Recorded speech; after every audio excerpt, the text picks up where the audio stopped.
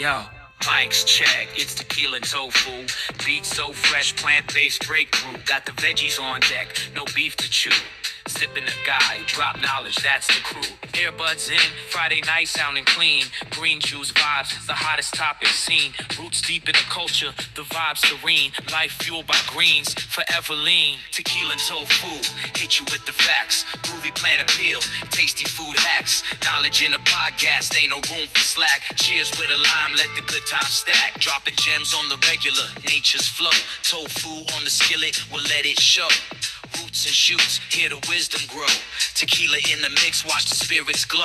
Deep talk, no bluff, keeping it wise. Herbivore stories beneath the skies. Green tips to uplift, no lies. Flavorful content, open ears, no disguise. Tequila and Tofu, hit you with the facts. Groovy plan appeal, tasty food hacks. Knowledge in a podcast, ain't no room for slack. Cheers with a lime, let the good times stack.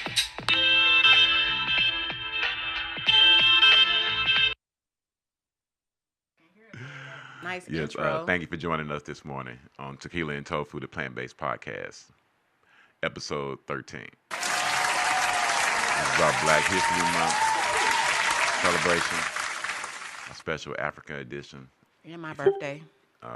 and our special birthday celebration for the Curly Vegan. Once again, our guest would be the Tanzania Vegan Community. We're waiting on them. They're going to be our first guest. And we have plant-based Africa from Chicago, and we also have Big Mama's House restaurant, Big Mama's House STL restaurant from here in St. Louis. And hopefully we'll have our guests checking in soon. But until we get to then, we also are celebrating our first year anniversary as the Road Tripping Vegans. Yay. If I can find the Where your closet. yeah, I messed it up. Yeah, loser. Finally got it right. Yeah, 1 year in as the Road Tripping Vegans. Me, myself, the Hip Hop Vegan, and we have the Curly Vegan. Yeah, we started right at this time last year. We had just through some brainstorming. I had recently transitioned into becoming plant-based, and the wonderful Curly has already been plant-based, as we know, for years and years and years. So we decided through some brainstorming to try to combine some of the things that we love in life, which is traveling and eating and living and being plant-based. So sitting around watching shows like Diners, Drive-Ins, and Dives and the Ghetto Vegans, we decided we can go ahead and do that. So to spread the message about being plant-based, we came up with the Road Tripping Vegans. I'll give you all the credit for that. No, you don't have to give me all the credit. I mean the name. But, you came up with the name. Oh, yeah. Yeah, that's true. But so how's this first year been for you as we celebrate Black History Month and your birthday? How's this first year been? Well, this first year has been amazing because, like you said, I've been plant-based for, actually, it's been 12 years. I went back and looked at my Instagram page, and I saw that I've been vegan since 2013. I didn't realize it was that long. And it's been nice to have someone that is on the same path as far as being healthy and wanting to eat better. Doing things for the planet, and just making sure that you're eating intentionally so that you can be healthier, live longer. So it's really nice to share that passion with someone, because the 12 years, the 12 years I've been vegan, I have been doing it solo. So, and then incorporating traveling with it, and I've always been a foodie, so I love the fact that we do our research before we plan a trip. We always make sure that before we go somewhere, we make sure that we can find a vegan restaurant or plant-based restaurant that we can have a meal and provide a review. So I would say out of the 12 years that I've been vegan, this past year has been the most fun. Don't get me wrong, I've had fun the entire 12 years because I really like creating recipes. And as you guys know, I love to cook. I cook almost every single day. I love making things from scratch. So it's nice to go and travel to different restaurants because my favorite saying is, I can make this at home. That's true. I That should is get a so true. T-shirt that says that I can make this at home. It's also been nice to see the transition you've had, hip hop vegan, your weight loss, your sense of clarity, your mental health has improved. I think that that has a lot to attribute to being plant-based, just with your mental health. And so I've seen the difference that it's made in the last year. I've seen your mood just improve. You're a happier person. Not to say that you were unhappy before, but but I really think it's because of the fact that you're eating a clean plant-based diet. So I'm excited to see what 2025 brings. Maybe we could travel out the country this time instead of road tripping. Maybe we can be the jet set vegans. Oh, is that corny? Okay. I thought it was No, cute. it's cool. Yes. It's cool. No, but I want to thank you also for those kind words. Um, we started going to by our first trip was going to Chicago. Then we went to Indianapolis, back to Chicago. Mhm. Um, it was also Columbus, Kansas City. Mhm. Trying to think of other places that we've been. Then there's some different little small towns on the road trying to provide and show examples of how to eat plant based while you're on road trips. Don't forget Atlanta. Yeah, there's Atlanta. What would you say would have been your most fulfilling experience at either one of these different restaurants or cities? I would say Indianapolis, because that was the first restaurant that provided us with the guest there provided us with a review. That was our first, I guess you can call it, episode, um, and that was at the Black Leaf Vegan. We had Shout out actually, Black Leaf Vegan. yes, we had actually been there twice, but the first time we went, we hadn't established the road trip and vegan. So the second Right. time we went, just so happened we were able to interview two customers there that same day. Um, and the staff was great. They were getting ready to close, and we were like, we just got here from St. Louis, and so they extended their hospitality and they stayed open and made some meals for us that they were getting ready to shut the kitchen down. So they went back, the owner's daughter and believe daughter, I mean a mother and daughter, and so I always be grateful for that experience. And I believe that was around the same time this year, right? It was around my birthday. So Right. that really sticks out in my head because we that was our, like I said, our first time interviewing customers and establishing our show on YouTube. So Now, how much how much have you changed, plant based wise, within the last year, or changed or slash grown, I should say? I feel like I've grown in my confidence as far as cooking, because before, when I would make meals, I was just really making meals based on um, my own needs and my own palate, I should say. So now that I'm sharing this journey with someone, it's been a little nerve wracking because my palate may be different from yours. We like different things. Like I love avocado. You're trying to learn how to embrace it. So just building the confidence as far as being a vegan cook. Um, And also just getting out and sharing my passion with the community. I am a very shy person, so um, I've been working on trying to come out of my shell per se. Um, so that has been something that has been different. And this year, I just look forward to more networking, maybe sharing my recipes with the community, and um, just growing in my knowledge as far as plant based is, always teaching myself different things. I've been vegan for 12 years again, like I said, and I'm still learning things every single day. So that's the amazing part about this journey, that you never get stagnant. There's always new things to learn, new things to see, new books to read, new documentaries to watch. So it's forever evolving because there's so much to learn. That's so true. By the way, I want to thank everybody that's joining in on either Instagram or YouTube.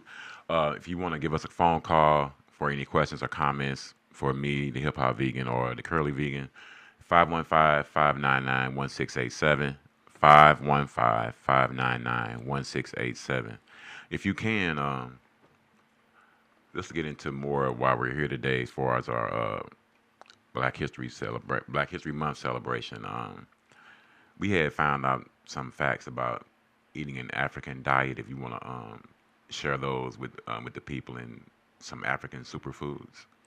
Yeah, so a traditional African diet is largely plant based, high in fiber, and features a variety of vegetables like leafy greens, fruits, roots, tubers, beans, nuts, and whole grains with minimum animal fat intake.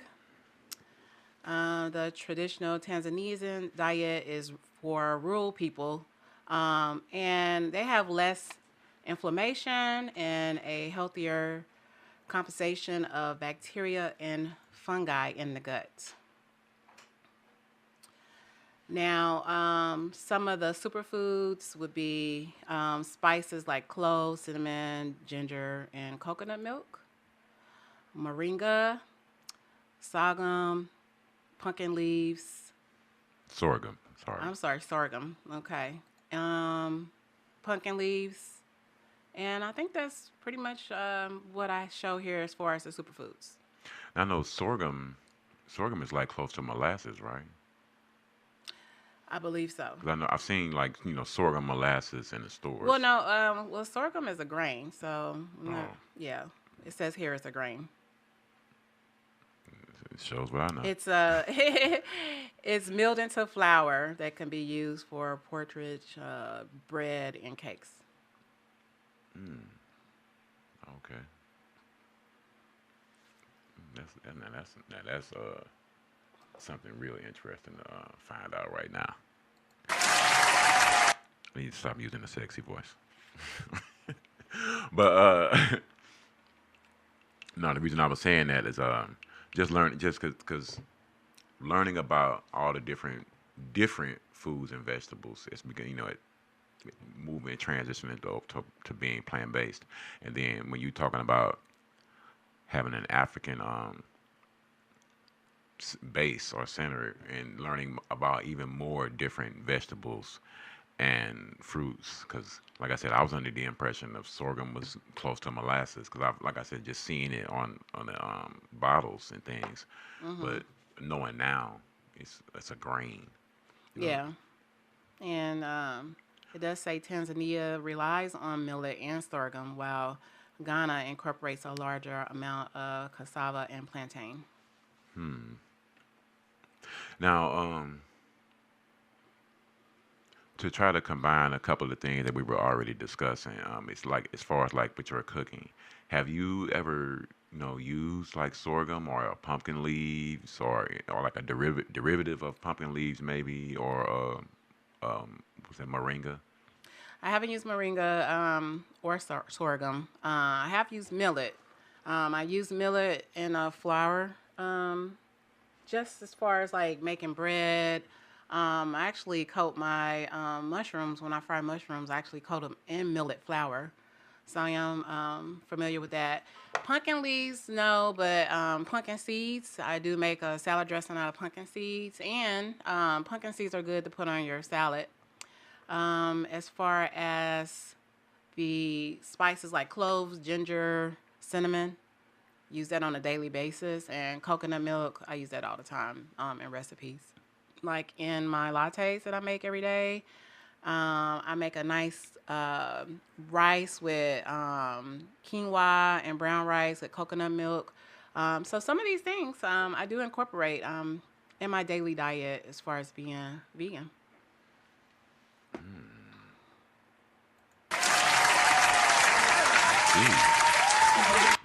Now, me personally, I've been tasting the benefits of the coconut milk. Can you explain to some people? Because some people that we come in contact with, first of all, before we even go that far, because I know we've been posting quite a few videos lately about mushrooms and eating different mushrooms. I want to give a big shout out to the Ozark Forest Mushroom Company. Um, why would you say would be your our I don't want to say transition, but we've been trying to we've been trying to since the beginning of the year focus on getting away from Beyond Burgers and Impossible meat. Um, what difference have you seen within yourself, or just cooking wise, as far as going more towards mushrooms? I've actually seen that I've been losing weight for one, so that's great. Okay. Yeah, that Impossible and Beyond Meat was making the sister real thick. So, so yeah, Mm, I've been losing weight, and just more clarity, more energy.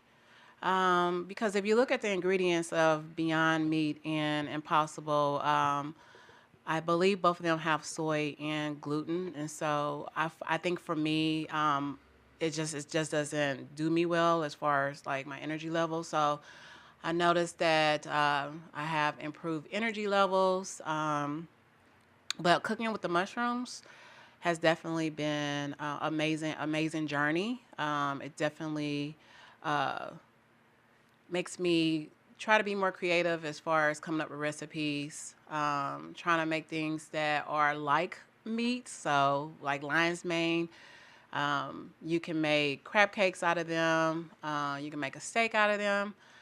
So, it does help you sharpen up your skills in the kitchen.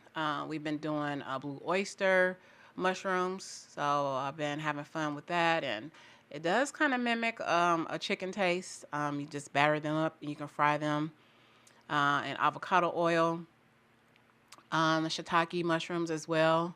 Those are really meaty. You could chop those up and put that in a stew or a soup. I've actually been putting them on top of our pizza that I make from scratch. And then the hen of the woods, actually just tried that for the first time this week. And amazingly, that really did taste like chicken. That was really good. So, cooking with mushrooms has been amazing. And also to know that you can actually grow mushrooms at home makes it even more exciting because, you want to be sustainable as far as just the planet. So knowing that you can grow your own food, grow your own mushrooms, vegetables, herbs is very exciting. So I just look forward to coming up with more recipes now that I've experienced cooking with mushrooms because I was a little nervous about it at first. But I'm really enjoying this journey that we're having right now. Now, as far as the hen of the woods, that really did taste like some chicken too. What would you say that's your favorite right now, or blue Yeah, I oyster, was thinking or about that the other day. I was trying to think like what would be my favorite if I put in an order. So hen of the woods would be my favorite, followed by shiitake, followed by blue oyster, followed by lion's mane, and then portobello would be my least. Now, just because portobello is my least doesn't mean I don't like portobello, but if I had to put in an order, that would be the order that I would put it in. Now, as far as cooking with the mushrooms, I still want to experiment more with grilling and sauteing because we've been frying a lot of mushrooms. So Right. we're still trying to be healthy. Frying's not the healthiest thing, but anything's gonna be healthier than eating, processed foods. So I do want to experiment more with sauteing and grilling. So if anybody out there that's watching or listening, if you have some great recipes, please share them with us. Please, please do. Or if anyone had any questions where you was wondering about, cooking or eating with mushrooms, I had a couple of vegan curious people who I've let taste some items, and they were thoroughly impressed. Thoroughly impressed. But just like I said, they had questions in their head, wondering like, what would it taste like? And just yesterday, just my good friend Dante, just letting him know. Well, when he tasted the fried, he tasted the fried shiitake, and he was like, well, the mushroom really doesn't have much of a taste to it. But I'm like, yeah, it's the seasoning and the batter and everything. But so then I just broke it down to him like this: take, and this will work for anyone out there listening as well, who may be vegan curious or vegetarian or whatever. Take the plant based and the vegan part out of it. Take those labels away from it. Plant based and vegan. Now imagine you at a Thanksgiving dinner or just a regular dinner, and somebody's serving you some green beans. No butter, no seasoning. Right. They're gonna be bland. Right. If somebody brought you a bowl of beans, no seasoning, or better yet, a big pot of greens, no seasoning, no, definitely no meat in there, but no kind of seasoning. All vegetables with no seasoning are just gonna taste just like that. However that vegetable tastes. Or just like chicken or steak Yeah. or fish. Right. You're gonna Yeah. season whatever you cook. At least I hope you do. I mean, that's pretty much what what cooking is about. You season it to taste. Yeah. But we really are happy to be celebrating this 1 year as the Road Tripping Vegans, and our website redblackandvegan.com. We are currently still waiting on our first guest, Tanzania Vegan Community, and we should be getting joined by our second guest soon, which is Plant-Based Africa from Chicago. But hopefully we'll have these guys logging in soon to join us in celebrating Black History Month, because it's definitely worth celebrating. That's for sure. That is for sure. So you asked me to share my experience as far as 2024, marking our 1 year anniversary. So what about you as far as your journey being plant-based for a year now? This ain't about me. Yes, it is. It's about both of us. Because I've been doing it for a long time. Saved by the Bell. You're still going to answer that question at the end, so you're not going to get away with it. Looks like we have a guest. And this is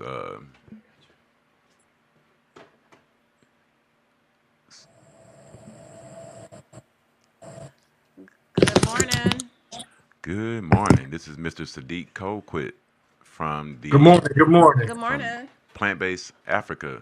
I'm sorry, Plant-Based Africa out of Chicago. African, but yeah. Plant-Based African out of Chicago. Welcome. All right. Are you sitting It's on good a to be medicine here. ball? Or are you sitting on a bouncy ball? I saw Am you I sitting on a bouncy ball? Yeah, I saw you going up and down, so I was just wondering. Yeah, I actually am. I knew it. I used to do that. Work from home sometimes, so sometimes I do that. Oh, okay. All right. Well, yeah. All right, welcome to the show. Yeah, don't let It's us good to be here. don't let us keep you from working out. No, absolutely not. I try to get it in whenever I can. Yes. Oh, I understand. I want to thank you once again so much for joining us today. It's a pleasure to be here. Now, if you can, tell us your name and where you're from. Yeah. So, Sadik Coquit. I'm from Chicago, Illinois, born and raised. Now, if you can, tell us the mission of Plant-Based African in Chicago. Yeah, so the Plant-Based African Center for Nutrition, we started about a decade ago, and the mission is simply to help people understand the correlation between food and disease. We work to help people mitigate disease, whether that be heart disease, diabetes, different types of cancer.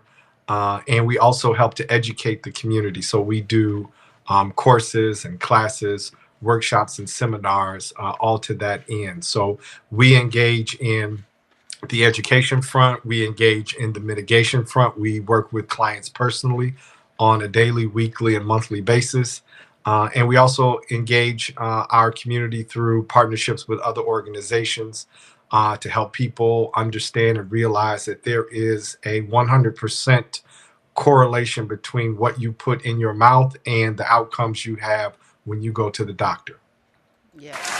Man, I already love the fact that we got you on the show, cause when as far as saying these words myself or Curly saying these words, when to hear somebody else actually say the same words, and you're preaching the same message and even more and deeper and actually experiencing helping people on a daily basis. That's just outstanding to hear.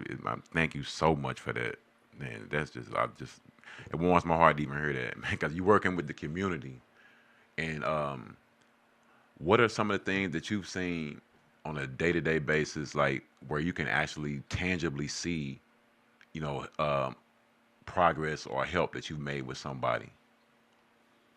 Oh man, wow. We have several instances of that. I think most recently I had a call about 3 weeks ago. It was on a Wednesday. It was Wednesday night, and there was a brother whose blood pressure was, I think it was something like 183 over 99. Oh wow. It was really high, Yeah. and he was, of course, not just alarmed, but he was um, terrified actually. So, he was like, Brother Sadiq, what can I do? And, the first thing that I always go to is taking a look at what's in your diet and what can we do to actually stabilize this for the long term. And so we changed his eating pattern. And this month, ironically, we're actually working with what food really is as opposed to what is food-ish or food-like. And what we did was take the food-ish or food-like items, and this brother was also already vegan. Mm. So we took those items out of his diet, and then as of today, we had a group session this morning. He started in the 180s, and now he's getting readings between 128 and 131, which is really huge for no medication. Really huge for just altering what you are eating on a daily basis, and just him taking notes. And I always encourage people that we work with to journal how they feel, what they're doing. And although we can give you an outline of what to do, it's really you actually digging in and understanding that your arteries, your systems that affect your heart, your blood, they are very sensitive. Mm-hmm. And just a tiny bit of something that your system disagrees with can affect your blood flow over a long period of time. So we were able to go through that. He's feeling great. His doctor wanted to put him on medication because that's the first thing that Western medicine goes to. And so now he's got an appointment next week. Hopefully his blood pressure will be, in the 120s over the 80s, which is where you want to be. But we did it all through discussing what food is and what food isn't. Okay, thank you. Do you mind sharing some of the modifications that you suggested for him? Sure. Good So question. what we did for him was we so when we work with people that are in certain situations, we delineate between what food is and what food isn't. Mm-hmm. So about 4 years ago, we defined food, and we actually codified it so that people could have an understanding of what food is biologically, or what your body considers food. So not what your mother considers food, not what's sitting on the shelves of grocery stores. And the definition for food actually lives beyond, say, a lifestyle description like plant-based or vegan or carnivore or pescatarian. So the conversation we had with him was really taking food-like items out of his diet. So for a vegan, that looks like things like oil, the vegan cream cheese you might buy at the store, certain types of breads, so things like that, sugar, these things that don't have animals in them, but still aren't biological food for the body. So we put him on a very strict regimen of eating food only, and that food has worked to mitigate his blood pressure. Oh, that's fantastic. I love the fact that you said sugar because I recently I've been educating myself all the time. And I like to enjoy coffee in the morning or tea. And I've been cutting out sugar and using dates. There you go. Yeah. I've been using dates to sweeten my tea in the morning. And I've been learning how to make my own black tea at home, and not just buy processed things. So the dates actually do a really good job at sweetening my tea. So I'm glad that you said sugar because I've been trying to cut, and oil. I've been trying to cut that out of my diet as well. But for sure, sugar. Now, Yeah. Mr. Coquit, how long have you Yes, been sir. vegan? How long have you been vegan? 25 years. Oh man, that's love. What precipitated that in your life? Was it just So no, I was 29 and I went to the doctor. And the doctor said to me, Mr. Copeland, you have high blood pressure and I'm going to prescribe these meds for you. You'll probably have to take them for the rest of your life. Mm-hmm. And at Okay. 29, the rest of my life seemed like a really, really long time to be on pharmaceuticals. mhm. And I'm actually thankful that she said it that way, because the way she said it made me leave like, I don't think I want to do that. So Mm-hmm. sent me down a road, of course, and telling my age, there's no Google. So it's not like there's no Instagram. Um, might have been MySpace. I don't even think there's Facebook at the time. So there's no digital way for me to, I got to go to libraries, get books. I got to talk to people. And I had some really good friends take me to a vegan restaurant because macaroni and cheese was my all-time favorite dish, right? Growing, Me both of my too. parents are from the South. And my mom made the most incredible mac and cheese in the world, and I can say that because that's my mom. Yes. And I sat down. I sat down at this vegan restaurant, and I had vegan mac and cheese, and I was like, "Ooh, I think I could do this, and Mm-hmm. at least give it a try." And so I gradually changed my diet, bumped my head against the wall, started going into places like McDonald's and asking for a Big Mac with no meat, and people thought I was crazy. Some of the comments I got were, off the chain, but I was determined to do this. Transition my diet over a 6-month period. And by the time I went back to the doctor, my blood pressure had returned to the level it was when I was 18. I've never Fantastic. taken a pharmaceutical medication in my life. Yes. And that's the story. So that was this spring is 25 years ago. I turned 54, my birthday, which is in December. Oh, okay. Well, Happy congratulations. birthday, by the way. Mm-hmm. Thank you. Yeah, and for anybody who wants to know, vegan mac and cheese is good. I've been eating it because I got a great cook at home. But Thank you. what would you say would be your favorite plant-based item to eat? Now, first of all, do you do any cooking? Um, yes, I do. I do, and I'm sorry, I'm on my phone. I don't know if that You all showed right? up, but yeah. So I do cook. Man, that's not I won't say a hard question, but there's so many things because there's so many categories. Like is it like healthy vegan? Are we talking vegan junk food? Are we talking, where, Just I can go in all types of just areas. whatever you I'm look from forward to. Whatever you look forward to eating. whatever I look forward to eating. Well, I'm simple in that most of what I eat is plant-based, made at home. It could be chickpeas over brown rice, jerk chickpeas over brown rice, Uh-oh. actually. Oh, that sounds good. Yeah. It could be greens, kale greens, collard greens.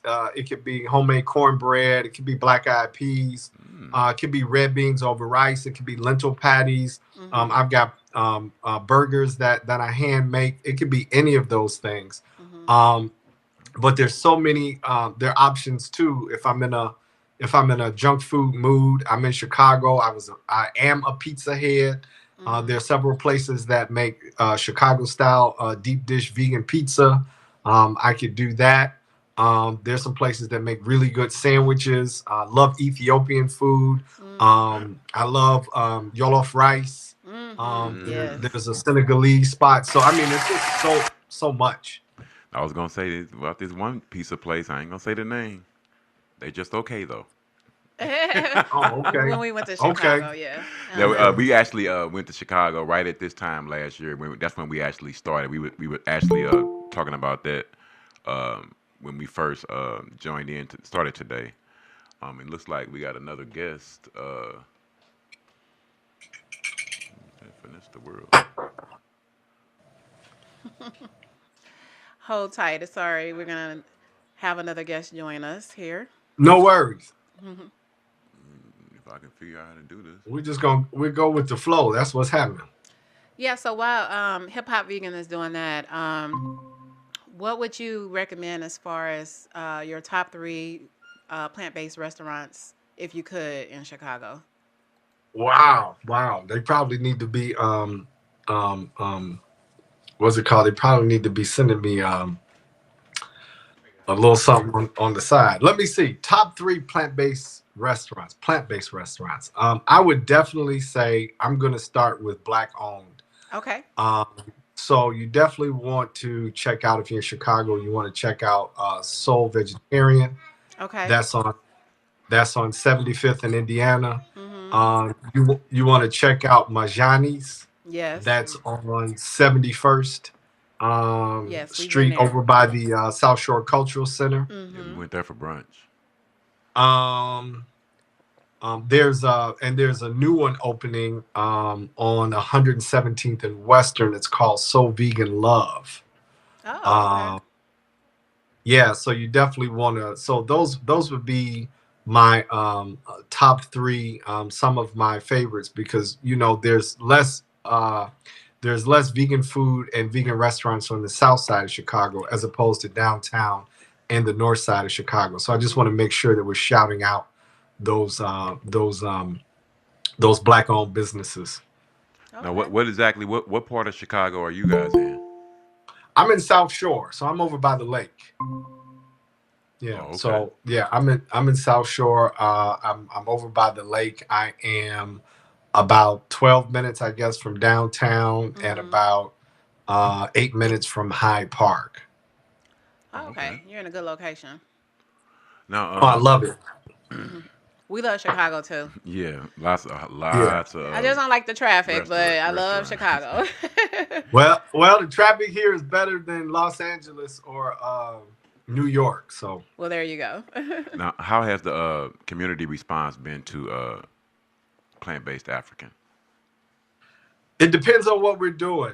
We are in our second year of touring, actually, the country with our signature seminar series called Foodish, where we are teaching communities one seminar at a time what food really is. And the reason we love Foodish so much is because when there's a definition to food, then we move beyond the label and you can understand why chicken is not food, but you can Mm-hmm. understand that it's your choice. Because biologically, the body does not consider chicken food because it's missing the necessary properties for your body to engage holistically.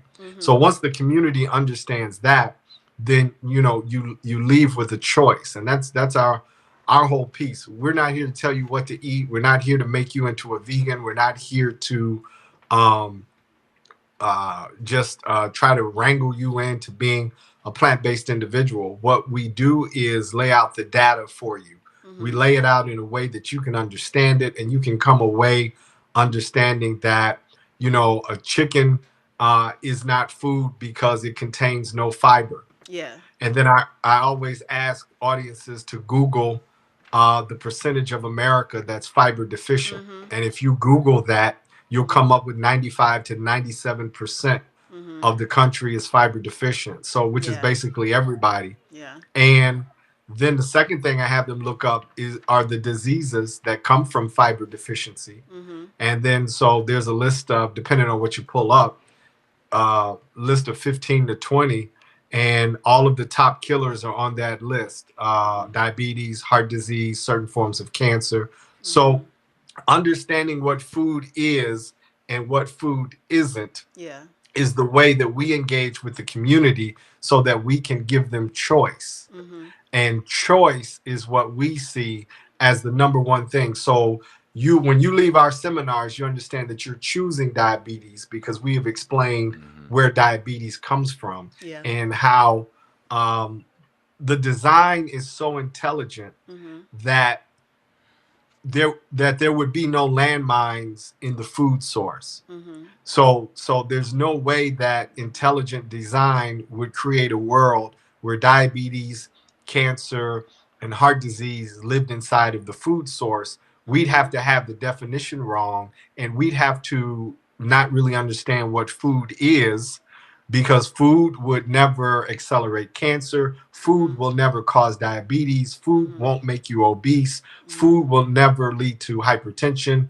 Mm-hmm. And there's just a whole bunch of things that food is not capable of. So once you understand what food is, and now you know what food isn't, Yeah. then you leave engaged in a active choice as opposed to what you thought, what you heard. Mm-hmm. And we find it revolutionary Mm-hmm. when we leave and when we engage the communities. I want Okay. to piggyback on what you said about fiber and the American diet. I was watching a documentary on Netflix, and I think they said most Americans consume 10 to 15 grams of fiber a day, but the recommended amount was 25 grams. But they were saying really the recommended amount is still not the amount that you need. You really should try to aim for 50 to 60 grams of fiber a day. And some people think it's really hard to do, but it's not on a plant based diet, especially when you're not eating foodish foods like you called it earlier. I Um, love it. yeah, because I did my research with like the Beyond Burger and the Impossible, and it has little to no fiber in it. So I'm glad that you mentioned the fiber aspect. Yeah, yeah. Fiber's huge. But again, if you're eating food, and that's one of the pillars that we teach. Food has to have five things. It has to have healthy fats and carbohydrates. Mm-hmm. It has to have vitamins and minerals. Okay. Mm-hmm. It has to have fiber. It has to have protein, and it has to have water content. Yes. If what you're eating is missing any one of those five, your body does not consider it food. There you go. And prolonged consumption of food-like or food-ish items leads to disease. Mm-hmm. So if you're eating food on a daily basis, getting the amount of fiber is it's not a Yeah, it's it's not not a an question. issue. Yeah. Yep. It's not hard to do. Yeah. Now, I heard you making a comment about your seminars. Typically, how long are your seminars, and do you try to do them like like once a month or a couple of quarter, or how do you go about doing that? Yeah, we try to do them as often as we get booked. We've been on about a once a month clip. We were in Chicago last month. We were in Cleveland the month before that. We were in New York this summer. We did two more in Chicago in the fall. So it really depends on. We were in Belize last July. It really depends on who brings us in, who we're going to engage with. But we like to do once or twice a month to engage audiences and really work with them on the whole definition of food. Okay. Now, Okay. do you find that you guys typically work with other organizations, or is it like Just say like one somebody would just call you up and schedule you guys, or how does that work? Yeah, so typically what happens is an organization will say, man, we'd love to have you come work with us. They already have a constituency. So that way we know that we have an audience. We usually tend to work with audiences between 50 and 60 or, 30 or 40 people. But that Good organization question. that prioritizes health, usually somebody has seen me somewhere or has been inside of one of our foodish workshops. It's like, man, we gotta bring him in. It's been life changing for people. We've had people meet us in the parking lot in tears. We've had people that have stayed an extra day to just try and talk, and um, it's really engaging, and we find it to be revolutionary because again, food has never been defined for people. Mhm. And so once you codify something, it's like putting in a jersey on the opposing team. It's different between saying, don't eat chicken or be plant-based, but explaining why chicken is not food is a really entirely different concept. Explaining why oil is not food. And that's why I said it lives beyond a lifestyle concept. I mean, people are using oil on a daily basis, and it is one of the most viscous, non-nutritional substances you will Mm. ever put in your mouth. And so, when we engage with audiences and oil, which is the issue that we were having with the gentleman whose blood pressure was 180, right? Oil damages the endothelial cells, which are the cells that line your arteries. Mhm. So even if you're vegan and you've been putting olive oil dressing on your salads, you've been frying your tofu, you've been sauteing your veggies, that amount of oil over 10, 15, 20 years of your vegan journey, and you already had damaged arteries before you started, can continue to erode and to have those arteries stiffen because oil is an extracted non-natural substance that was never made for us to digest. Mm. And so just that understanding can help you whether you are already vegan, not vegan, pescatarian. We engage everybody simply to define food so that you can begin to make better choices and avoid disease. Okay, now thank you for that. Before we wrap things up, I did want you to introduce or just tell us the names of the other team members. Yeah, so we have, and you can reach us or take a look at us at PBA Center for Nutrition.org. It's PBA Center for Nutrition.org, all Mm. one word. But we have three team members that work with me, so it's four of us in total. The three of them, I'm a certified nutritionist. They are certified lifestyle coaches, plant-based lifestyle coaches. And we have our chief strategy officer, which is Princess Air Stewart. We have PBA lifestyle coach, Brother Shaka Strong, and we have PBA lifestyle coach, Sister Leslie Hicks, who is also man, I don't know how many initials she's got behind her name, but she is a nurse, a midwife. She's also very prominent in the health community here in Chicago. And each of them have been along on the journey with me inside the last half of a decade, just really learning about how we can engage the community and how we can help people make a difference in their lives. Man, I want to thank you so much for that. And also, I want to thank your team members as well. When you just provided us with your social media handles, I was going to ask you if you wanted to hang around, stick around if you can, to help, not help us, but we have our final our final guest today.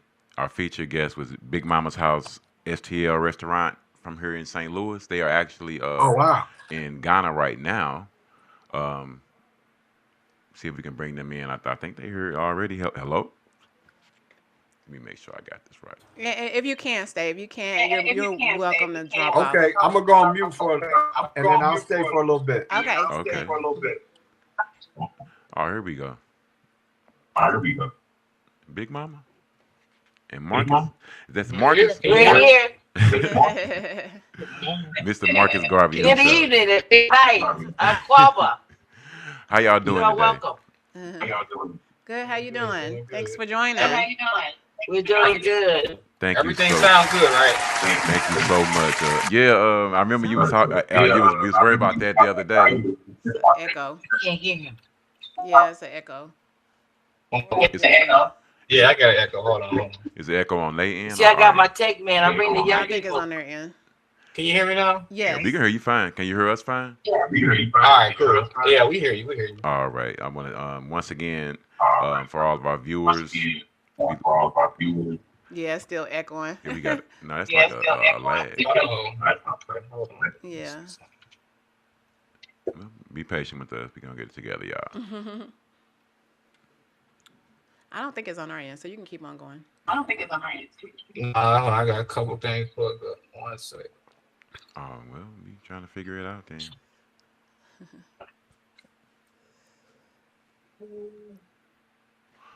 Justin, is that echo on our end or their end? That's on their end. Okay. All right. Well, while we're waiting, back to the question I had asked you before. Can you hear it now? Yeah, we can hear you. How about now? Don't put All that right, on any my echo at back. all? But we don't have the y'all not on camera though. All right. Any echo now? No echo right now. Okay, good. Just want to make sure. Had to switch it up. We got off. Oh, it's still an echo? It's only when we speak. It's not when you guys speak. It's when we speak. Oh, I don't even hear it. That's But we'll I don't we'll hear it make on work. our end. We'll Oh, make y'all it. don't. If y'all don't hear it on y'all end, that's fine. We'll make it happen. No. All right. Well, welcome to the show, and thank you for joining. And what time is it there? Oh, it's 6 p.m. 6 p.m. All right. But what was the weather like there today anyway? I can't hear One more him. time. Hold on. I can't hear you. Can you say again? I said, what was the weather like there today? I can't hear him. Listen, what was the weather It's like? 95. Oh, damn, that feel good. Whew. Okay, we're gonna go ahead and get into this interview. Now, you know your last guest, I'm originally from Chicago, just so he knows. And when he talk about Soul Vegetarian, I'm one of the persons that opened up that Soul Vegetarian. We call it the Miracle on 75th Street. So when he say black owned, I'm one of them sisters. Yep. So I was right there when I was in my 20s. And that was actually my question was gonna be, where's you from? Yeah, I'm from Chicago, South Side, of course. And Soul Vegetarian, come on. Oh, When okay. I first got there, I couldn't even boil water. I couldn't Oh. even boil oatmeal. The children used to laugh at me and they say, Grandma, you can't even make oatmeal. Little kids laughing at me. It was so shameful. But thanks to the Miracle on 75th Street, I learned. Yeah. Now, as a matter of fact, I'm gonna skip through a bunch of these questions because what you just said leads me to immediately want to ask, where does this infectious energy come from? Because you are like one of the happiest I people. keep missing it. You are like one of the I'm happiest trying to people. hear I'm trying to get my son to adjust it because when you talk, I can't hear you. Could you say it again?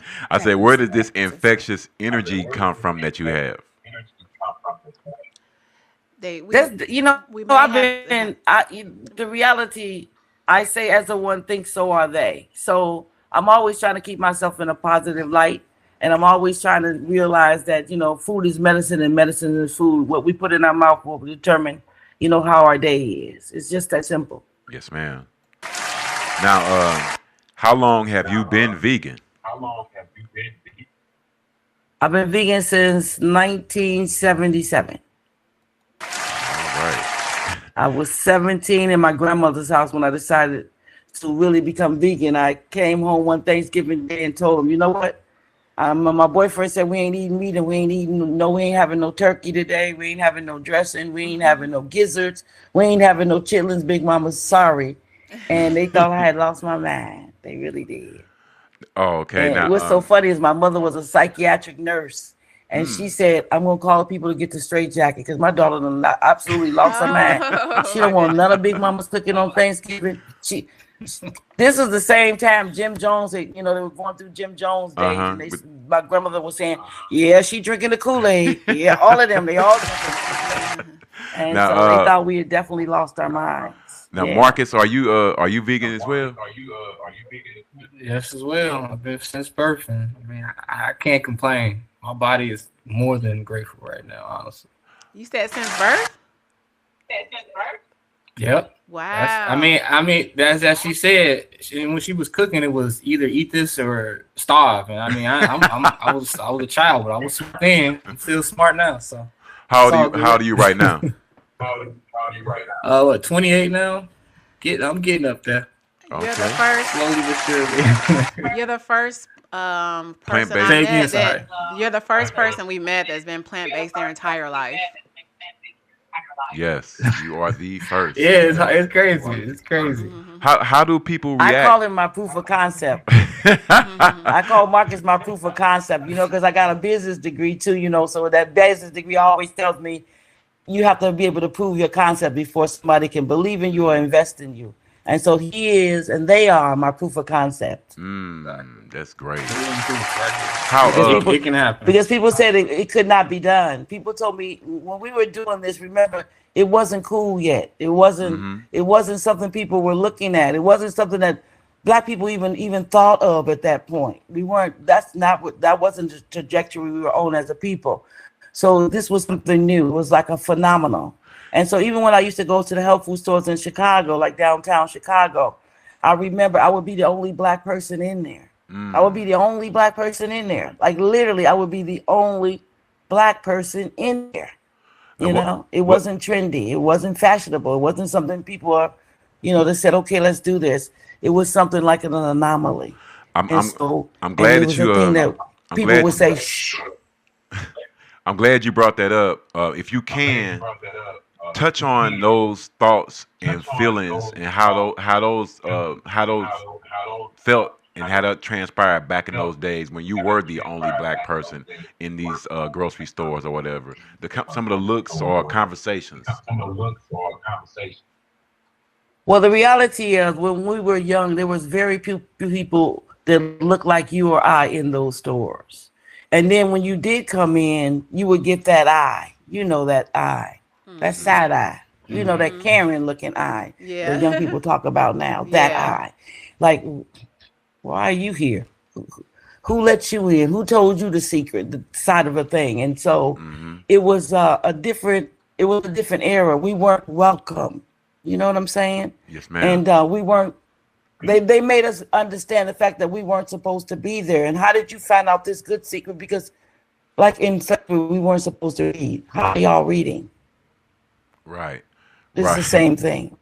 It Now- was that feeling, and then to go home and talk to your parents, your siblings, your loved ones, your family, your friends. Nobody is doing this. This is strange. This is something you don't want children. Like, are you okay? Kind of a I'm thing. imagining No, seriously, people used to ask me, am I okay? Like, really, are you okay? Because soul food, Right. soul food. You don't want soul food from the soul, Sister Mayotte. You don't want food from the soul. And so that was the problem, because I decided that soul food was killing us faster than lightning. Now, did you have now I hear you saying about your family and how they reacted. What gave you the inspiration to go to Ghana? Well, when we decided to move to Ghana, brother, just to be honest, it was very traumatic. George Floyd had just died, and we have all these things going on. And I only have one son, which you see sitting right here next to me. And I just felt the need that I wanted him to have a chance. I wanted him to have an opportunity just to be the best he could be. Everybody in America saying MAGA, but we're saying make Africa great again. And so we just decided to do that, to stand on that. And so we came, we packed up everything unbeknownst to us. We didn't really know anyone. Nope. We didn't know a soul. We got off the plane, not even knowing where we were going. All we know was, like the Bible said, when the horn blow, get ready to go. And we did that. We followed that. And we've been here 5 years now. 5 years. That's a strong testament of faith. Yeah. And that leads me to a question that I have for you and Marcus. Um, does working with your family make you closer? You feel? Does that how does that what has that done for you your relationship? Man, yeah. So I definitely like we can't be no we couldn't get any closer at this point. There's no real secrets unless I like okay I want to like hide something, which that's not too often. So like yeah, everything we're this tight. I know her weaknesses, she knows mine. She works on helping me get better as I do for her. So yeah, it's that's one thing about like us like black people as a family. Like I've been fortunate enough to go around the world and I see certain things when it comes to family structure and whatnot. And us black people, we don't stick together enough. Like I say, I went to Egypt a little bit ago. The whole family, the whole generation of family is in one apartment. It's like a 15-story building. They got the kid that's like the youngest is 2, and then they got the grandpa, they like 105. Everybody's in that apartment block. And every family has their own apartment block, and they stick like that. That's amazing. And seeing that, I was like, man, it's something we ain't getting. It's something we missing. And and that's because we went through what we went through the trade transatlantic slave Trade, right? How now? Yeah, How do it's you guys crazy. how do you guys settle disputes? I mean, like black how it's supposed to be. I mean, if she's right, she's right. Most of the time, she's right. I mean, the black woman usually is right for the most part. So, I mean, if you just go off of that, you're gonna be successful all your life. So. So it ain't no. I'm young, so it young ain't no- people, if you're listening, just make it simple. Don't do all that. Yeah. Listen to these elders for a reason. They know what they talking about, even if you think they don't. I'm glad you're saying that as a young man, and as a young businessman as well, because it speaks a lot to your character and it also speaks to how your mom has raised you and trained you. Because as you know, it is hard for us as men to listen, especially when it's when you think that what you quote unquote know or don't know, and you looking over to your right and she's saying, I didn't forgot more stuff than you ever know. Yeah, he got the whole book already. Yeah, and then just when you just the blessing that you get to be around your mom on a daily basis. My mom passed last year, but just to see the camaraderie between you two, and then when you get a chance to see how others in the community, respond to your mom and how they feel about your mom, it's just got to be a great feeling because these are strangers. They It's don't true. know your mom from a can of paint, but Yeah, she got a way. Everybody family. Yeah, she got a way of making people It's like feel they feel that love. feel loved, feel like family almost. You know what I'm saying? And that's just from the first experience of meeting y'all. Literally, it's been like that. And do you guys have dual citizenship? No, not yet. We don't. The last time they had it, we weren't here, and so we just got back and we missed it. But the Okay. next round we'll be in. And me too. I'm like a person. I like to see. I'm kind of older than a lot of people. I like to see what's coming before me before I. The Bible also says a fool rushes in where a wise woman fears to trod. And so I like to see what they're doing with their citizenship and how is it benefiting them. And then I like to see the pros and cons of everything I do before I do it. So it's sort of like, I just want to see what comes out of this and see if Ghana is the place. It might be Burkina Faso because I really love what's going on over there. Or I might love what's going on in Tanzania. It's so many places. It's 54 nations. We just have to choose one. Yes, And ma'am. so as we stand now, we have the Ghana thing going on. It's very beautiful. The people are very lovely and very loving. And we're just excited to be here. But, the sky's the limit. Once you start traveling and seeing the world, you realize, the earth is not that big. You see it as a big world, but it's not really that big when you think about it. And you can get anywhere within 25, 30 hours on the plane. I can cover this whole world or this whole called earth in any direction. So it's not that big. And what black people, what I would say is a mother who's been traveling before I had any of them. It's important that we just don't read about places. Let's go see these places that we're reading about. Yes, ma'am. Let's go see the places that we hear about in history. Let's go experience it for ourselves. Let's touch it, feel it, smell it, and be able to live it, because nothing is worse than we leave this place with regrets. You see, a lot of people are going to leave with regrets. See the world. See how other brothers and sisters are living. Venture out there. Be an ambassador for our people. Meet people, greet people, build relationships, build bridges. That's what we should be on, like what you're doing today. I commend you both. I know this is a lot, and I see your setup, and my son like, oh, Mom, they invested a lot in this. Oh, no, this ain't all. Black people that don't invest. My son, he started adding up the numbers, like da, pa, pa, pa, pa, pa. I'm a simple girl. I really don't know about that lane, so I don't stay in that lane. But we got some equipment here. But my son started doing the math real quick and said, Mom, they invested a pretty penny in themselves. But listen, the best investment you will ever make as a people is an investment in yourselves. Okay? Yes, ma'am. Yes, ma'am. Thank That's you. the best investment you'll ever make. Yes. Is investment in yourself or your children or your children's children. That's how we build a nation.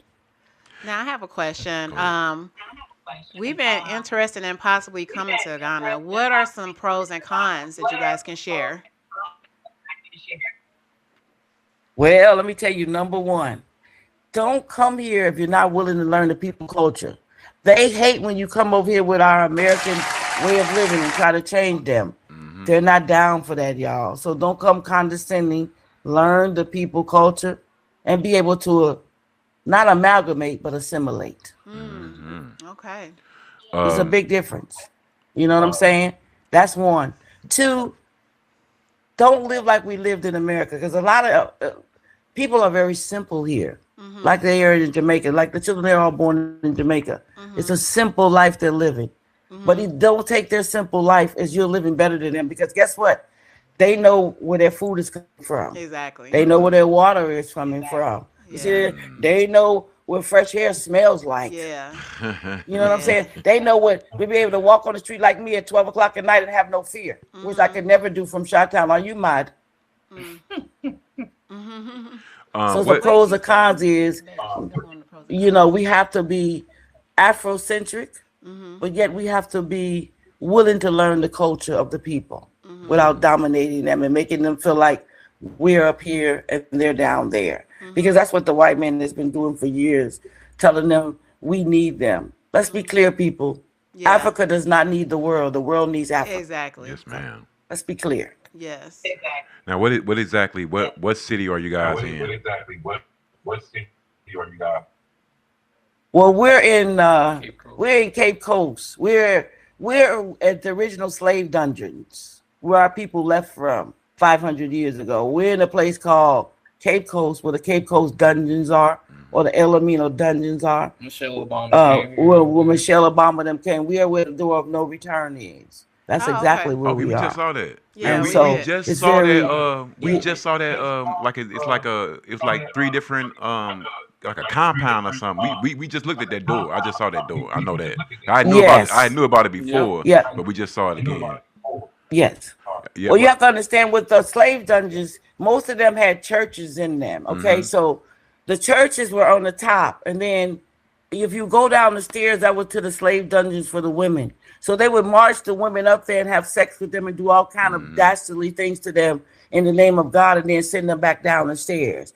Once you walk through those doors, once you step on that land, once you see your ancestors and feel their pain, you'll know what I'm talking about. It's real. Before we go further, this topic really excites me. Explain to anyone who's looking what the door of no return is. What the door of no return is. Well, the door of no return is like when the slave ship, after the slaves were marched from wherever they Mali, wherever they were in the west coast of Africa, they were marched straight to a place where they have the last bath. And the last bath is up the street there, where they would have their last bath before they got on the ship. And then they would be marched from that last bath down to El Amino Dungeons or to Cape Coast. And so that is where the door of no return is. It's in Cape Coast. And it's written on the door. It's a little door that you can look out to the sea. And it's supposed to say once we go through that door, we would never return back through that door ever again. That's why it was called the door of no return. So as African Americans, as Jamaicans, as Caribbean people, as people from England, any people from the diaspora, or we call it the diasporan, because we don't really want to hear that. We ain't into that. But the people who are born and taken away, they say that we would never return. So this door is a door that every slave walked to, and they call it the door of no return. Now, And so once you return back to Africa, once you come to Africa, it is imperative that you go through that door and you walk your ass through that door, because guess what? Our ancestors depended on that. Yes. right. Okay, we've returned because you said we would never return. We are here. Yeah. We are standing proud, and we are not accepting any of this anymore. Those days are over. Colonial masters. Watch Burkina Faso, watch Mali, and watch Nigeria. That got me to thinking about when I was in St. Augustine, Florida, and I was actually at the compound where slaves first touched down in America.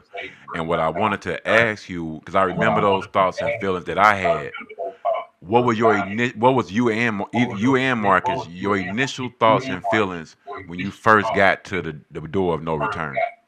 Or the first time when you first touched down in Africa? I cried. Listen, the whole place is, a lot of brothers won't even go into this place. Let me just take off my glasses. A lot of brothers won't even step foot in this place. They just won't, because they just like, I cannot do it. But me, I'm like a super soul sister. I have to face my demons anywhere I'm at. I'm not a lion, I'm a warrior. I'm a lioness. Yes. So I faced it. I went in there, and Jared, let me just tell you something. I cried like a 2-year-old baby. I don't even know where the tears were coming from. Let me be honest with you, my brother. They just start flowing and flowing and flowing and flowing. The atrocities, I could see my sisters moaning. I could see my brothers in there. I could see my sisters being victimized. When you go in these places, like, they have a room for brothers who like really, like a Kunta Kinte kind of brother who like, he's really like, I'm up for uprising. They will put them in little places where they will just leave them to die. You see what I mean? Separate them from the rest of the population. Or you will see, like, in the slave dungeons, they have scientists that came from Cambridge and all these places to scrap up the feces, the blood, and all that from the slaves and take it back to Rome to investigate it and examine it. This is real. Wow. So yeah, I cried like a baby because those tears I could feel, those pains when they marched me out. I just wanted to get me the hell out of here. Let me be honest. That's all I could say. But my sisters couldn't come out of there. My brothers couldn't come out of there. Man. My son my son's sons, and my great-grandparents, they could not come out. So how lucky am I? I just began to cry. Yeah. That's a beautiful story. Yeah. You got me wanting to cry right now. Yeah. Shoot, for real. Very beautiful. Yeah, all I could do. And then there was also a Yoruba priest. He all in white. He doing cantations. He pouring libations. He's saying, "Oh, welcome back home." He's just giving it all to us. It's like, surely my cup runneth over. That's all I can tell you, my brother. It was a life-changing experience. I can't even go in. Like, if friends come, I can't even go in there with them no more because it's too touching. It does too much. Sort of like when I visited Louisiana for the first time and I went in the French quarters and I was where the slaves were on the auction block and I was standing there and I could just feel that energy. Sort of like that. Yeah, sort of like that. And that's why we celebrate you and your generation and what y'all have been through and seen. And just even the wisdom that you imparting upon us today, man, it's just wonderful to get a chance to even speak with one of our elders who can describe these feelings and these thoughts. Man, this is too emotional for real. Just if you can describe the difference between being in the United States versus being in Ghana. One more time. The difference between living in the United States and the difference between living in the U.S. versus Ghana. Okay.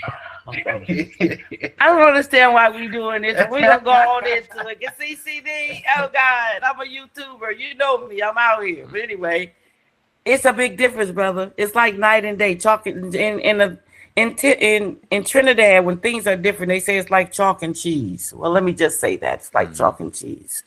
Let me just say this as a woman first. As a woman, I know people be like, I feel safer. Sorry, guys. I feel safer. I feel safer than I've ever felt in my life. Yeah, I feel safer. You know, as a mother, I feel more secure that my son will see a brighter day. Yeah, as nation builder, I feel the energy of the youth that Africa has billions of people. America has millions. The youth, 80% of the people in Africa are under 20 years old, where America has more aging people like myself. So I see the future in our children and the future in our nation because we have the numbers. I just feel like every person who looks like me or even doesn't look like me should just experience the motherland.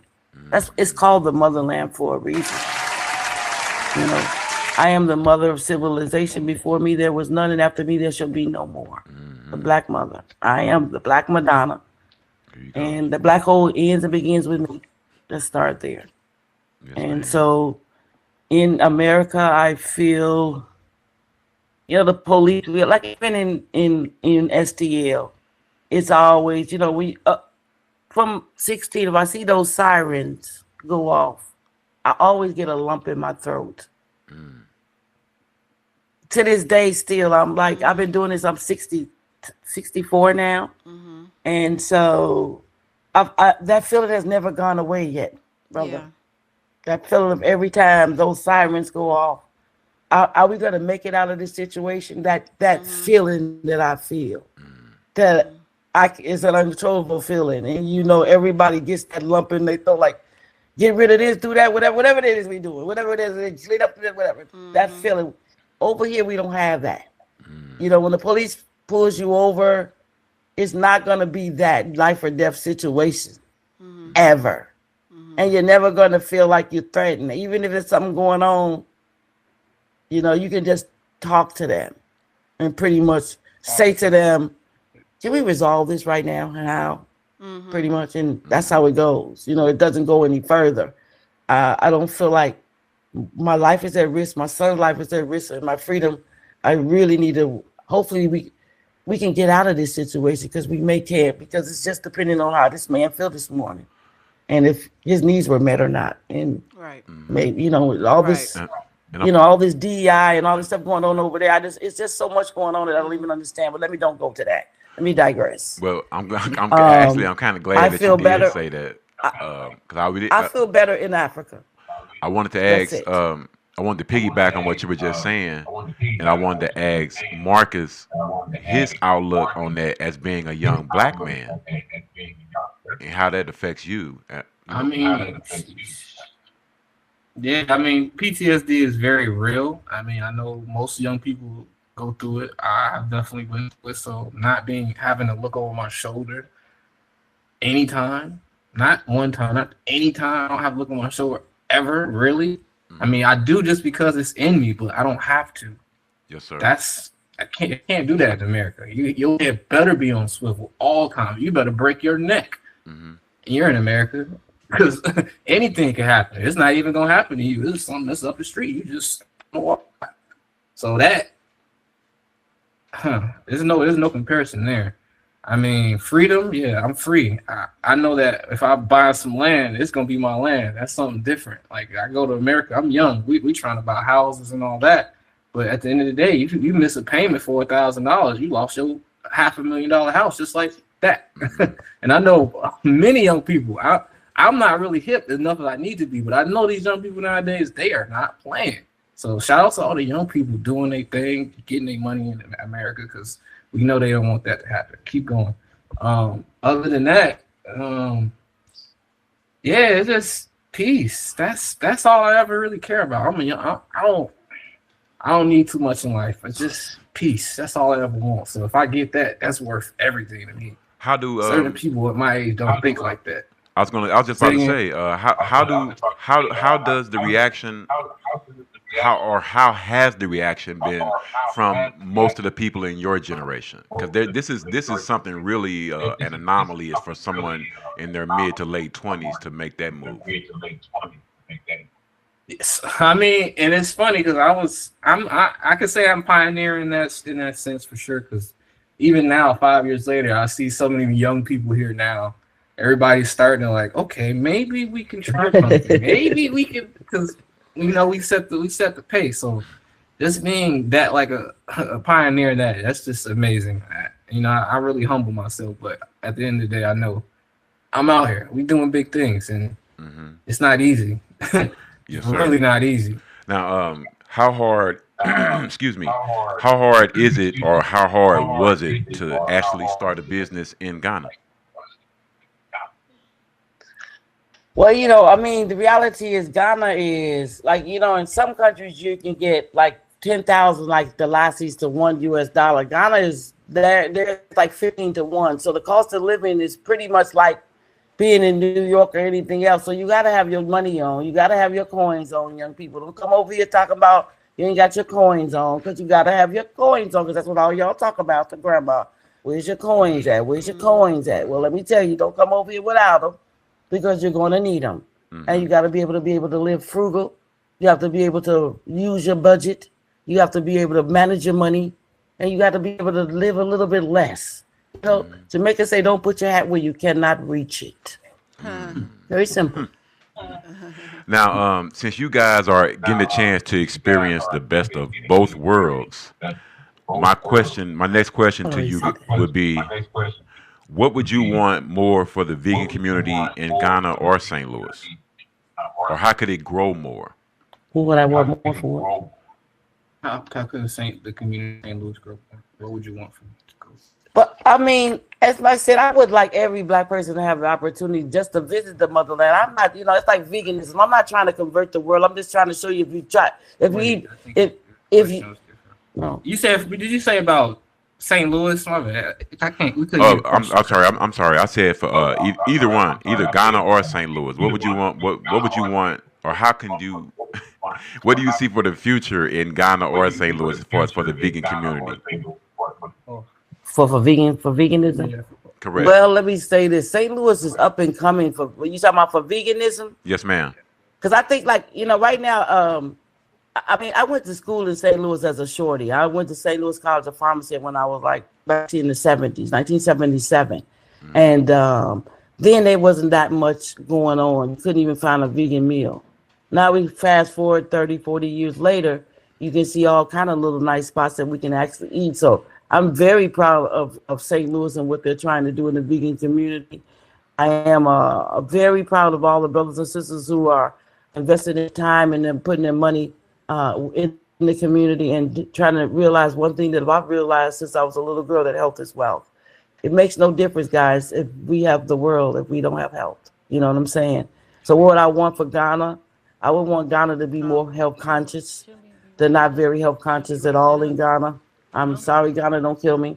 No, I mean, it's a lot of starches, it's a lot of meat, it's a lot of meat and potatoes. People don't eat a lot of vegetables over here. You know what I'm saying? Even though they grow a lot of, most of the things they eat over here is like tomatoes, and they eat onions, like to make dairy and peppers and things of that nature. But a lot of broccoli, cauliflower, greens and things of that nature that we would eat.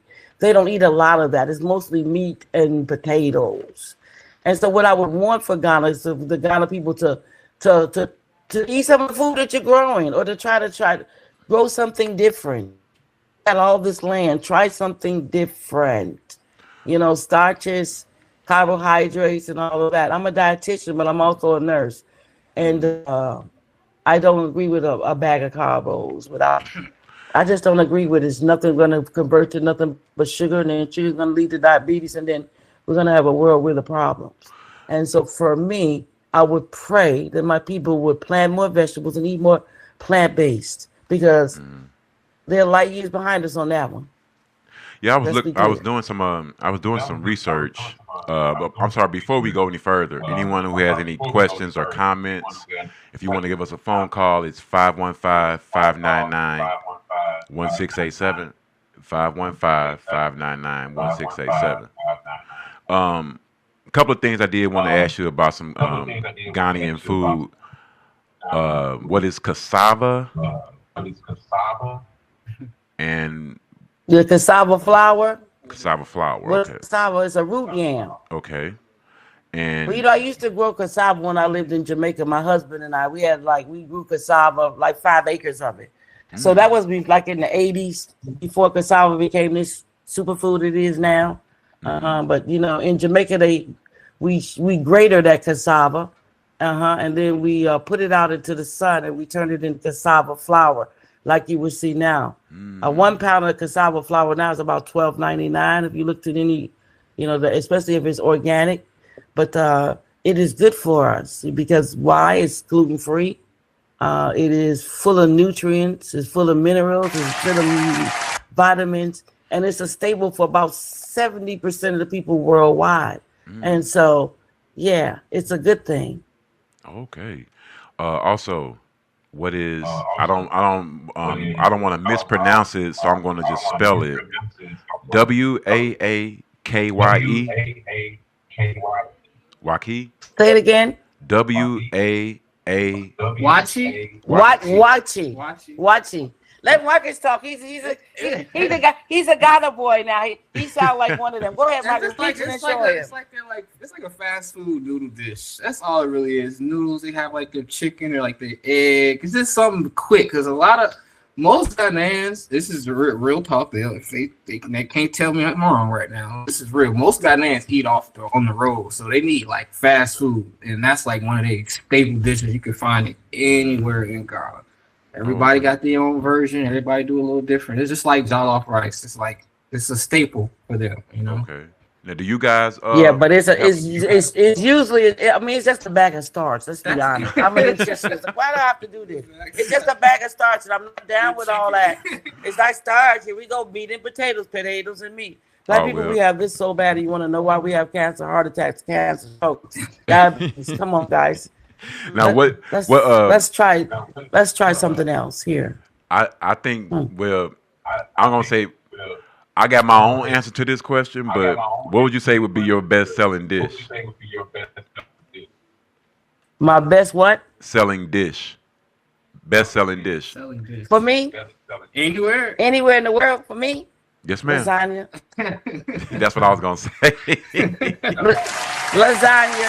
I've been making that lasagna since I was like 17, 18. That's like the first thing I learned how to do.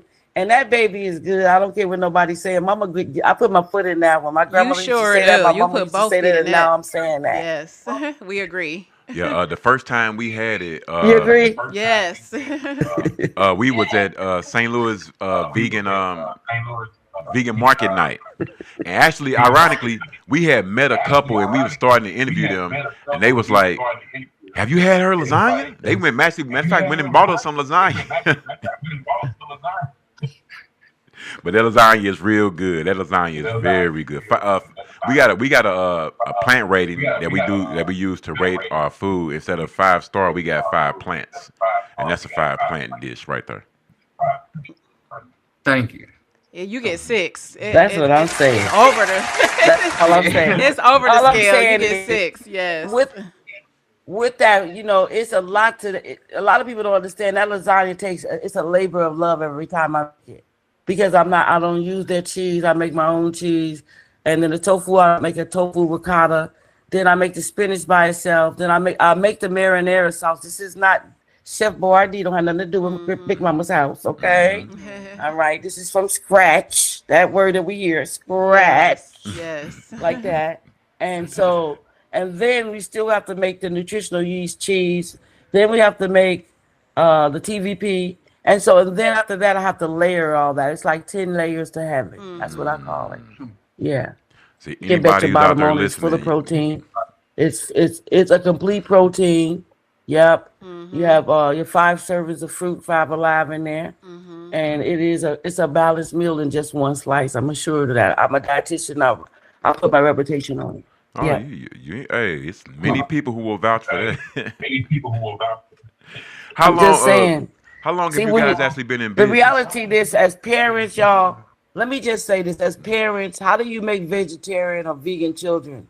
You don't give them an option. You hear me, guys? You don't like, hey, Susie, how about it? No. Hey, Johnny, would you have some? No, that's not how you raise them. You cook that food, you give them, you make sure it tastes good, it smells good, it tastes good, and you put your love in it, and they'll keep coming back to the table. That's what Big Mama's house is all about. Bringing the family back to the dinner table. Because when I was growing up, we was at the dinner table. We all shared meals together, my grandmother and all of us. We ate together. And see, this is what I don't see anymore. That dinner time. And we had dinner time conversation. And we were told, how was your day? It's just stuff like that. That's family building time. Yes. And no, we didn't have no phones on and all these interruptions y'all got, can't even tweeting and all that on the table. None of that was allowed. It was Tweeting at the family table. time. You feel me? Those things were not at the table, guys. We're in Big Mama's houses. We are going back to that. Because if it was good for Big Mama and Granddaddy, it's good enough for me. Or Madea, yeah, it's good for me. And that's what we're going back to. Now, what would going you back to scratch. There you go. what would you say would be your hardest dish What would you to say would be prepare? your hardest dish to prepare? That damn lasagna, Yeah, I was sorry. just about to say it sound like that. Favorite. I'm sorry, y'all. That lasagna, where you Oh, thought? when you was describing it, it sounded like a lot of work. I'm just saying it's a lot of it's not one thing. You got to make at least 8 different things to compose it, and then put that together, and then bake that and make it come out right. The Now- shopping list is not easy. So if you're paying me $7 a slice, you should be glad, because that's how I feel. Because the knowledge, the love, the wisdom, and it again, it's plant-based, it's vegan, and it's organic, and it's gluten-free. That's not easy, y'all. You know gluten-free don't taste good. Everybody know gluten-free don't taste good. So everybody don't want to eat it. It don't. Go in there, go buy some of that celiac bread. Go in there and buy any of that stuff in the store for them. But now You that might as well leads. eat cardboard. Go ahead, eat it. Now I'm glad that we were talking about eating and food, because I was just about to say I may be a little partial, but my favorite dessert is that pineapple upside down cake. If you two could let us know what Oh, my y'all favorite Lord. is, because you got a lot of different desserts that you offer, but that pineapple, yeah. But what's you That's two? Big Mama's recipe. What's if you two had That's to Big choose? Mama. That's my grandmother. Oh yeah, shout out not to me. Big Mama. Yeah, that pineapple, yes. What would I've you been say would eating you that since I y'all was favorite like stuff? 5.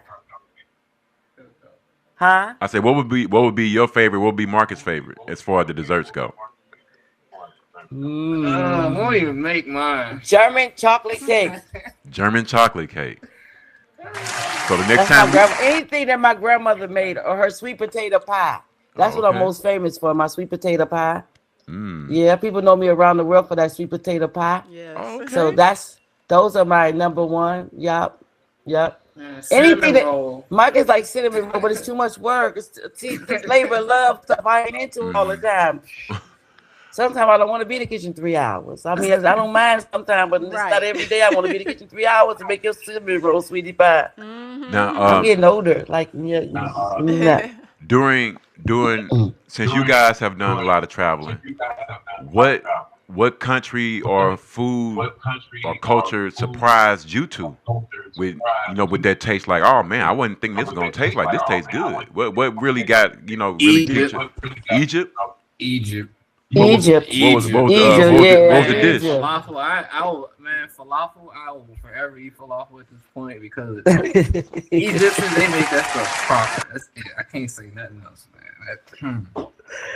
Falafel. The from grape Egypt. leaves. I'm not even a grape leaf eater. None of that. But man, I tried it there. It was solid. I couldn't believe it. Okay. It's hard being vegan.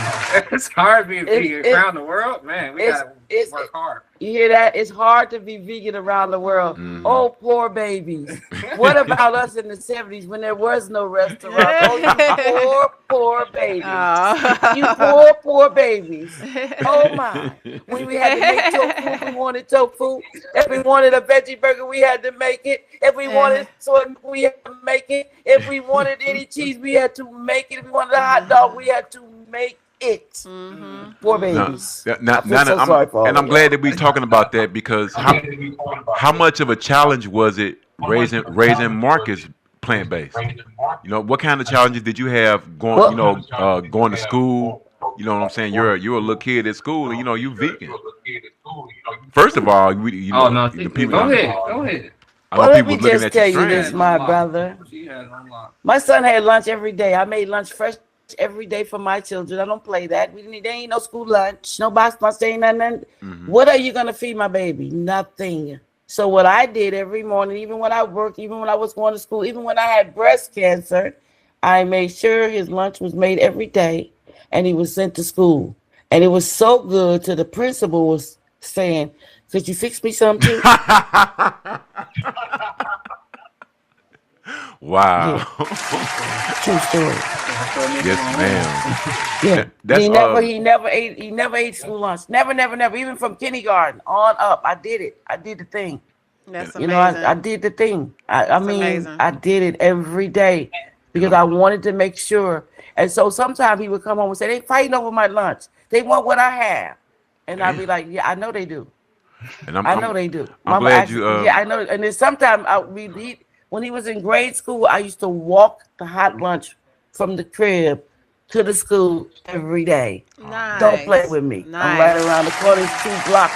I teach my baby their lunch, and I walk and get it. I didn't drive. I walked myself 2 blocks to their school when we used to live in Chicago, and give them their food. That's when the principal was jealous. He said, "How about me? Every day you coming up here, every day, like clockwork, like Pizza Hut. I deliver." That's how it was. So look at him. He ain't never missed a meal. And I'm glad you saying that because we got grandkids that are trying to get raised plant-based, but for other young parents who think it's way more of a struggle or a challenge to actually get up on a more daily basis and make that plant-based breakfast or lunch for their children, or learning how to prepare it earlier in the week or days ahead of time. Because as young parents, they're quick to come up with excuses as to why they can't do X, Y, Z. So I'm glad that you're getting a chance to impart this wisdom, especially to my daughter and my grandson, and letting them understand and know this can actually be done on a daily basis. You can raise these babies plant-based. And it's not as hard as you think it is. I'm glad you're getting a chance to show everyone this wisdom. And actually, like you said, your fufu experiment is sitting right next to you. That's it. And the reality is, listen, grandmother used to do this. Like my grandmother, she used to make cans. She used to put stuff in mason jars. She used to freeze her stuff. So when the winter came, like the Bible speaks of who could find a virtuous woman, that was my granny. When she planted her own vineyard, and when the vineyard came, she would can it. She would put it in fruit. She would put it in mason jars. She would freeze it, and then when the winter came, we'd have collard greens. We have fresh corn on the cob. We have all of those things, and so she prepared, and then she showed us how to prepare. You have a family, you're gonna have to do these things. We have to get back to that kind of living, ladies, where we prepare. Our children have to go to school. Okay, this weekend I can't party like a rock star. It ain't 1999 no more. Oh wow, I'm gonna have to go make some baby formula so my baby don't eat Gerber. Right. And I'll put that up for the rest of the week. You see what I'm saying? It's a lifestyle change that we must make as women, as mothers of civilization.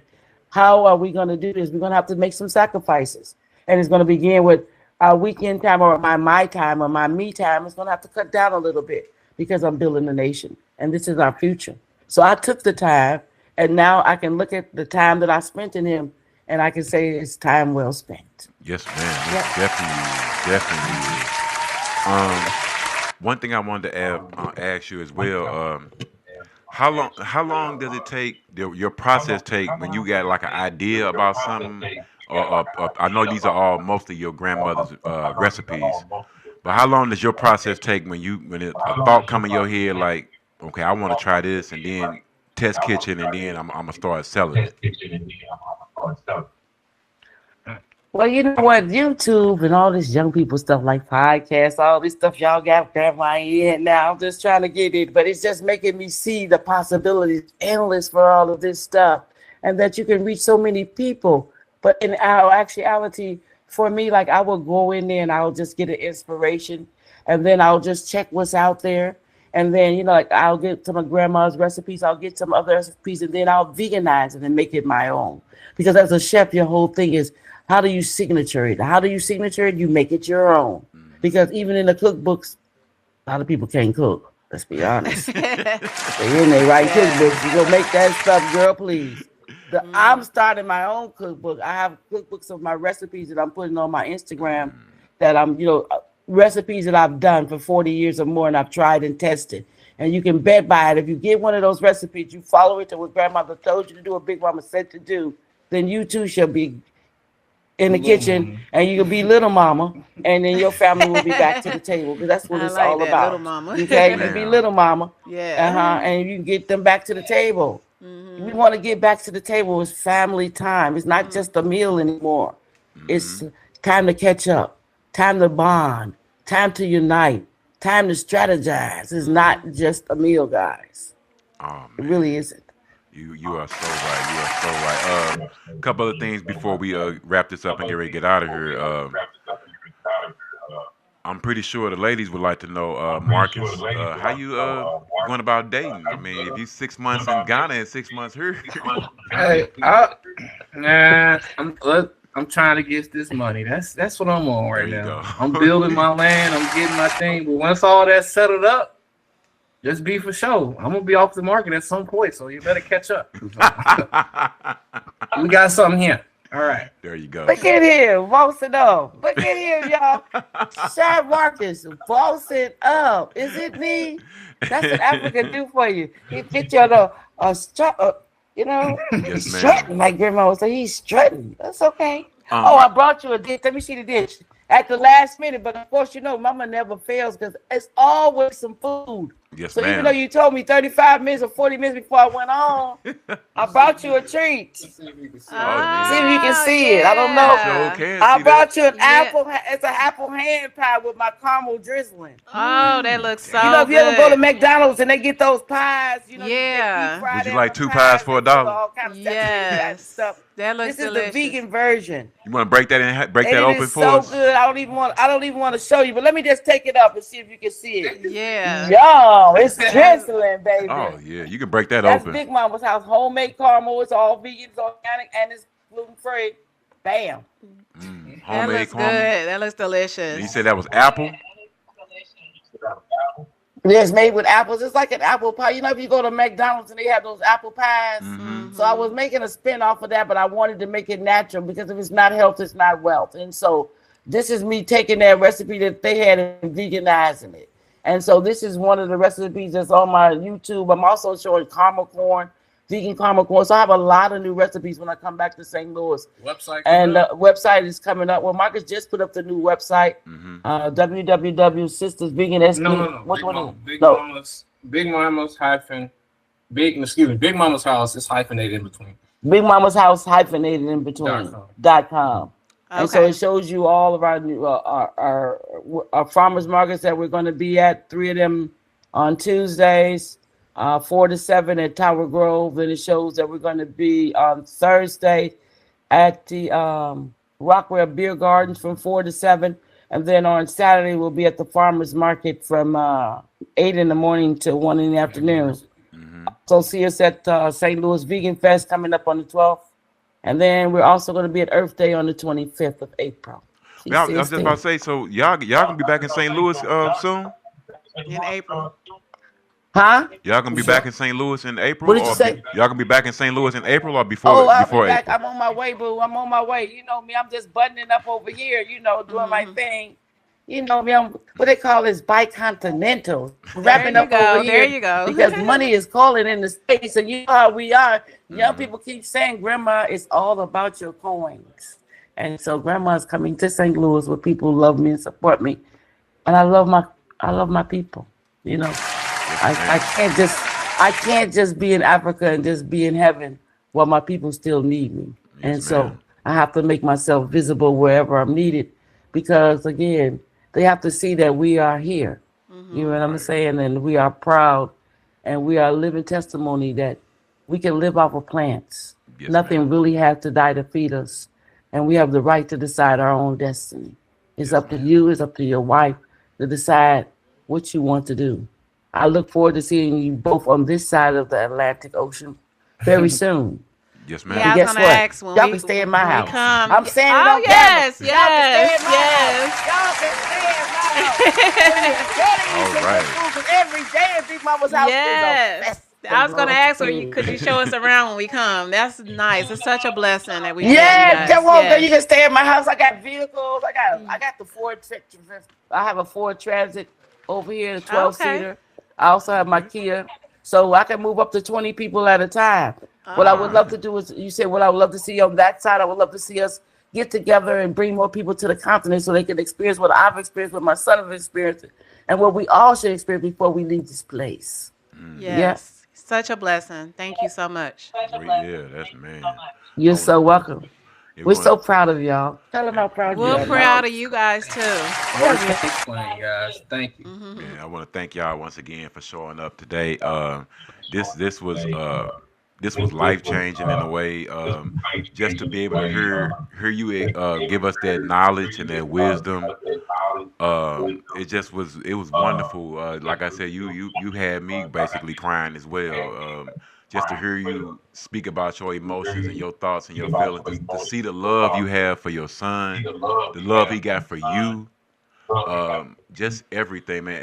It was a reason why we hadn't gotten a chance to get together before today, and I'm glad we got together today to celebrate this Black History Month celebration, and one of our elders actually giving us knowledge and showing us and teaching us about love and about family and about food. Just I can't be happier than what I am. Really, really, y'all made my day for real. Me too. Me too. You know we love you, St. Louis. I mean, We the love minute you we met y'all, we too. love y'all. Let me tell you something.